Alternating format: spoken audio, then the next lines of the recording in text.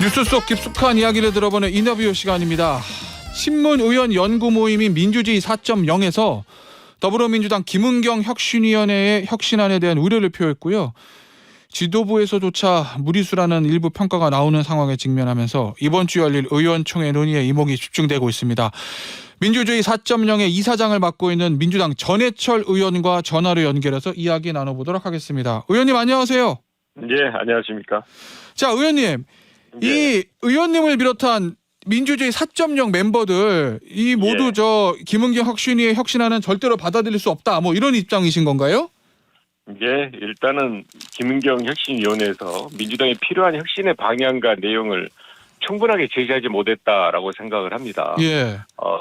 그 이유는 그 혁신위가 발족할 당시를 보면요. 네. 돈봉투 사건이라든지 코인 논란 등으로 인해서 민주당의 신뢰가 떨어지고 어떻게 하면 국민적 지지를 회복하느냐라는 것이 이제 혁신위원회 발족의 이유였는데 네, 그렇죠. 그 혁신회 운영하는 과정에서 여러 가지 설화가 나왔죠. 여러 문제 발언이 나와가지고 결국은 사과도 하고 그러면서 혁신위원회 스스로의 어떤 신뢰성을 얻는데 실패했다고 생각을 합니다.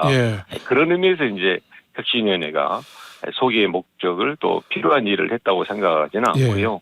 그 내용과 관련해서도 대의원제 얘기가 나오잖아요. 그렇습니다. 예. 대의원제 같은 경우에도 과연 돈봉투 사건과 대의원제가 관련성이 있느냐. 대의원제를 없애면 돈봉투 사건이 없어집니까? 돈봉투 사건의 그 원인이 대의원제를 존속하기 때문에 있다라고 논리적으로 이야기하기는 전혀 어려운 거거든요. 그렇다면 대의원제를 왜 지금 이야기를 하느냐. 특히 대의원의 권한의 경우에는 내년 8월 전당대회를 앞두고 어떻게 대의원의 그 지분을 인정하거나 대의원의 권한을 존속하거나 또는 축소하거나 등을 논의해도 충분한데 지금 이야기할 필요가 없다라는 면에서 제가 말씀드린 대로 그 방향성을 충분하게 잘 설정하지 못했다고 생각하고요. 자, 의원님 그런데요. 지금 의원님을 비롯한 민주주의 4.0에서 쓴 글을 보면 국민 눈높이에서 가장 시급한 혁신안이 아니다 이렇게 말씀하셨잖아요. 그렇습니다. 그럼에도 불구하고 지금 혁신위원회에서 말씀하신 대로 이 혁신위가 뜬 이유를 생각해 보면 뭐 전당대회 문제 그리고 김남국 의원의 코인 문제 그런 문제들이 있지 않습니까? 방탄전단 그렇습니다. 문제도 있었고요. 그런데 그런 것들보다 이 대의원제를 혁신안으로 가지고 나온 이유 그거는 어디 있다고 보시나요? 그래서 제가 말씀드린 대로 대의원제가 본질적인 것도 아니고 그리고 이 대의원제로 인해서 돈봉투 사건이 초래되거나 또는 돈봉투 사건 등을 다 막을 수 있는 것이 아님에도 불구하고 이야기했기 때문에 저희들이 이 혁신위원회 어떤 성과나 또 그 결과에 대해서 인정하기 어렵다고 말씀을 드리는 겁니다. 알겠습니다.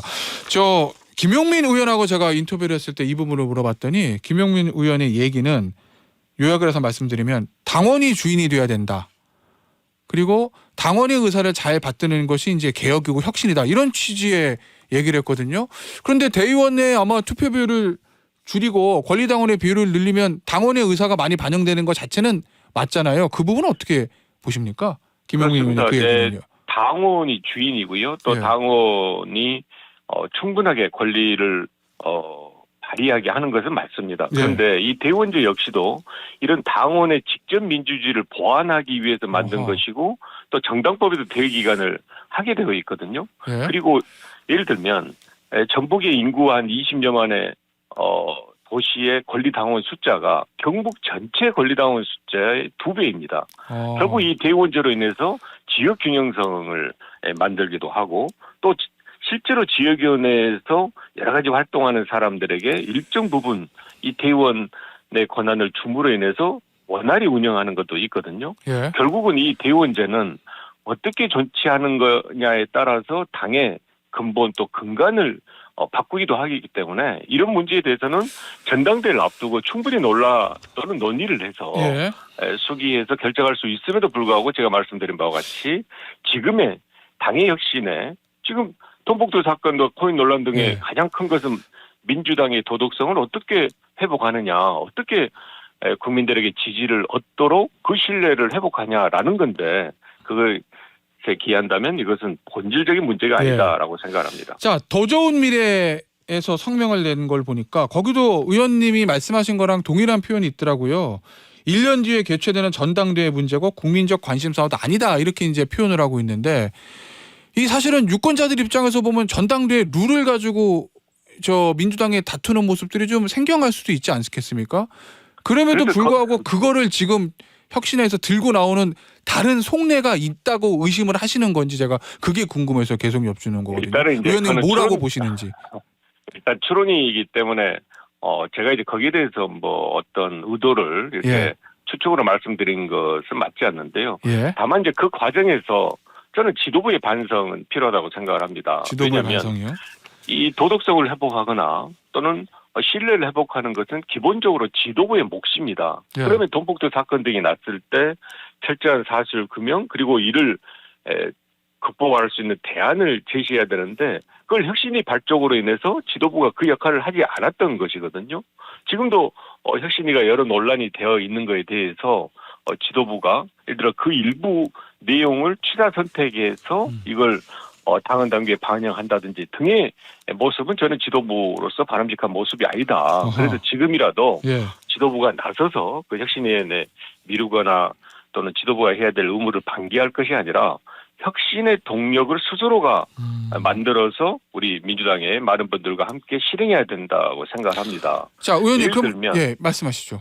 예를 들면 정말 해야 될 게 많거든요. 지금 윤석열 정부의 무리한 국정운영 예. 예컨대 오늘 언론에도 많이 나왔습니다마는 해병대 수사단장 건 같은 경우에는 군사법원법이 개정되어서 그 취지에 따라서 적법하게 했던 것을 지금 무리한 조치를 그 수사단장에게 하고 있는데 이런 부분에 대해서는 확실하게 예를 들어서 민주당이 필요한 대안도 제시하고 또 예. 그런 국기문란 행위에 대해서는 지적하고 대안을 만들어가는 것 등이 필요하고요. 알겠습니다. 예. 이런 일들을 지도부가 좀 더 이번 계기로 해서 오히려 적극적으로 해야 된다라고 생각합니다. 자, 의원님, 그럼 이 대의원제 폐지와 관련된 혁신안이요. 혁신안이 나온긴 했지만 완전히 이제 확정된 건 아니잖아요.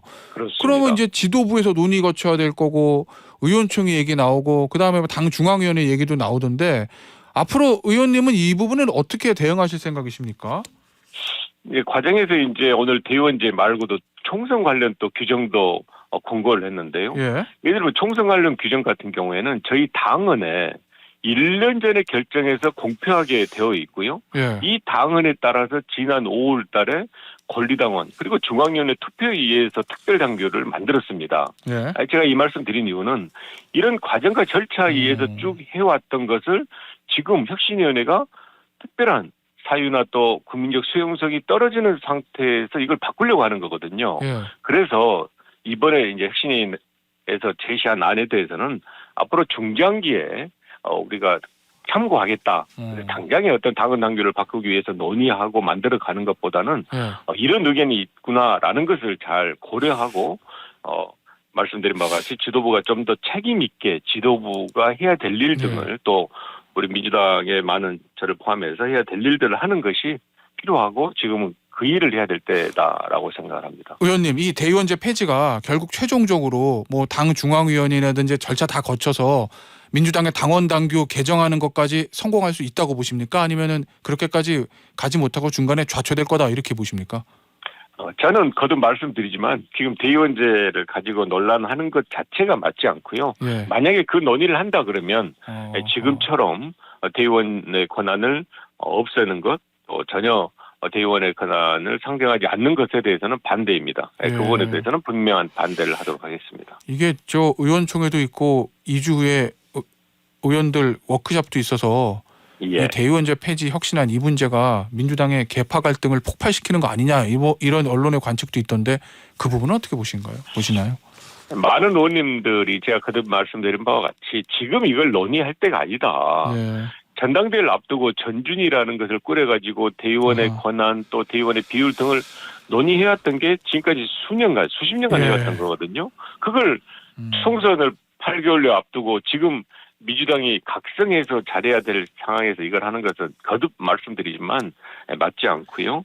그런 부분에 대해서 저는 많은 분들의 지혜를 모은다면 아주 합당한 또 합리적인 결과가 나올 거라고 생각을 합니다. 알겠습니다. 자, 의원님, 예. 이원욱 의원이 이 예. 혁신안 발표 이후에 이재명 대표에게 용퇴를 결단하시겠습니까? 이런 SNS에 글을 올렸는데 전해철 의원님은 이 부분에는 어떤 입장을 가지고 계시나요? 이재명 대표 지금 이재명 대표의 사퇴를 이야기하는 것은 적절하지 않고요. 아하. 다만 이제 민주당이 어려운 상황입니다. 저도 지난 주말 또 많은 분들을 이렇게 뵙고 하면 윤석열 정부의 이렇게 무리한 국정 운영에 대한 우려가 굉장히 많거든요. 그렇다 그러면 민주당으로서는 그걸 시정하고 국민들에게 희망을 줘야 되는 정치를 해야 되는데 만약에 그걸 하는 데 있어서 민주당이 여러 가지가 지장이 있다면 그 지장 요소는 늘 우리가 시정하고 또 새롭게 만들어가야 되지만 지금 이재명 당대표의 거취를 이야기하는 것은 저는 현재는 아니다라고 생각합니다. 알겠습니다. 자, 의원님 잼버리 얘기 좀 해보도록 하겠습니다. 예. 문재인 전 대통령이 SNS에 통해서 입장을 밝혔습니다. 이 마지막 문단이 대회 유치 당시의 대통령으로서 사과와 위로의 마음을 전합니다. 이런 문장으로 끝나는 글을 올렸는데 이 문재인 대통령의 입장을 저희가 어떻게 이해해야 될까요?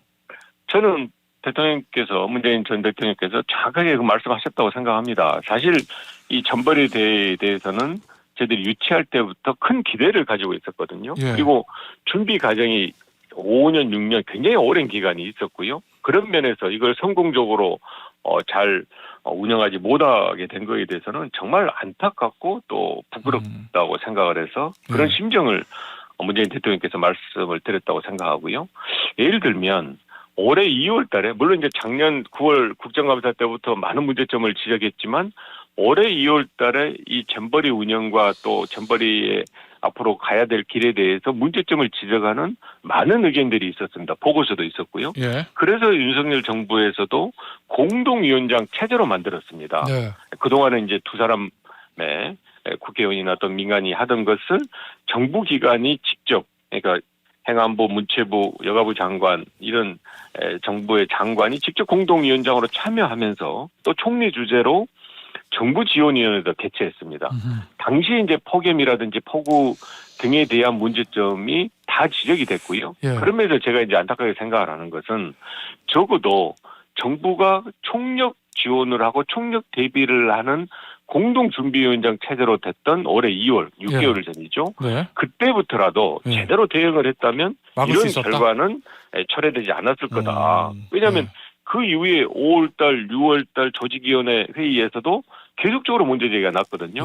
그런 면에서 저는 많은 그 관계했던 분들이 정말 반성하고 그리고 이런 부분에 대해서 앞으로 재발되지 않도록 노력을 해야 되겠지만 특히 2월 이후에 이 정부에서 총력 지원 체제를 만듦에도 불구하고 그런 전혀 결과가 초래되지 못했던 것 그리고 나쁜 결과가 나왔던 것에 대해서는 정말 냉정한 반성, 성찰이 필요하다고 생각합니다. 자, 의원님 사실은 이전 정부 때 행안부 장관을 지내셨기 때문에 아마 이런 어떤 국제 행사 유치하고 정부에서 지원하고 이런 부분들을 잘 알고 계실 거라고 제가 믿고 있는데요. 그러면 이제 의원님 말씀은 올 2월부터 현 정부에서 그 준비가 부족했더라도 그거 나중에 알고 제대로 대응했으면 막을 수 있었다 이런 입장이신데 지금 정부 여당 얘기 들어보면 아니 6년 동안 뭐 했어 전라북도에서 이거 새만금 SOC 예산 받아가려고 이렇게 한 거 아니야라는 입장을 가지고 있는 것 같거든요. 그 정부 여당의 생각에 대해서는 어떻게 보시나요? 일단은 한 5년, 6년 그 준비 기간 동안 충분하게 못했던 것에 대해서는 모두가 반성을 해야 된다고 생각을 합니다. 관여했던 분들이. 다만 지금 윤석열 정부가 출범한 지가 1년 3개월이 됐습니다.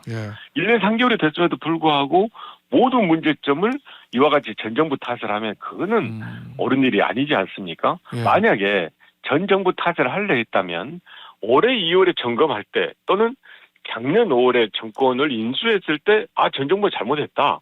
이런 부분을 못했냐 이렇게 했다 그러면 거기에는 설득력이 있지만 작년에 정부가 출범하고 또 올 2월에 이게 전 정부의 체제로 만들어 놓고도 전혀 어떤 좋은 필요한 조치를 하지 못하고 나서 이제 나쁜 결과가 나오니까 전 정부 탓을 하는 것은 적어도 정부를 운영하는 분들의 자세나 태도로서는 좀 옳지 않다라고 생각합니다. 자, 의원님도 이 사안에 대해서 국정조사가 필요하다고 보시나요?